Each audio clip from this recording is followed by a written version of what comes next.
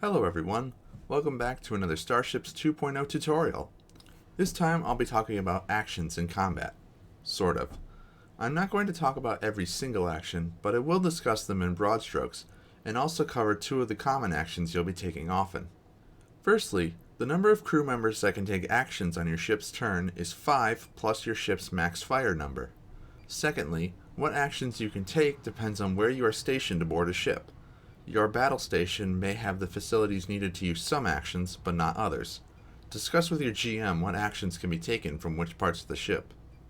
Lastly, all actions, unless otherwise stated, can only be taken once on a ship's turn, and some actions can only be taken by the ship's pilot. Your ship's size will also affect how you play with it. For example, a snub fighter like an X-Wing typically only has one seat, from which the pilot can take most if not all actions. In a medium ship like the Millennium Falcon, each crew member probably has a specific job to do, and can't do everything from one place aboard the ship. On large and larger ships, though, your player characters are probably functioning more like officers rather than actual crew members, given the crew sizes of such vessels. Rather than actually manning a turbolaser in a Dreadnought-class heavy cruiser, for example, your party's gunner might be more like a fire control officer, giving orders to the crew of a turbolaser blister, instead of directly firing said turbolaser.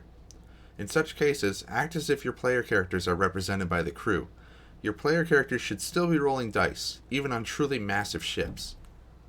Let's talk about two of the more common actions you'll probably be using a bunch. The first action I will discuss is called Attack Run. This action can only be taken by a ship's pilot.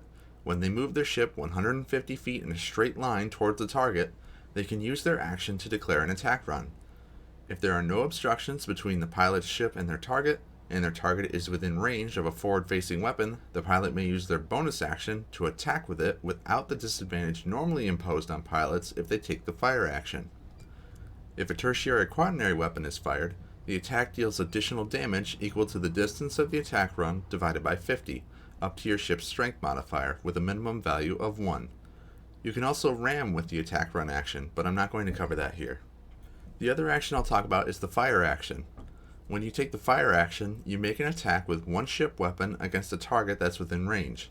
The fire action can be taken multiple times on a ship's turn, but normally only once per weapon. If a pilot takes the fire action, they have disadvantage on attack rolls with primary and secondary weapons. The fire action cannot be taken more times per round than a ship's max fire number. Some other actions you will probably be using are Evade, to make yourself harder to hit, Fly to get a temporary speed boost, Patch to quickly restore some hull points, and Regenerate Shields to quickly restore some shield points. And that about does it for the basics of ship actions. I hope you found this video helpful and informative, and I'll see you on the next one.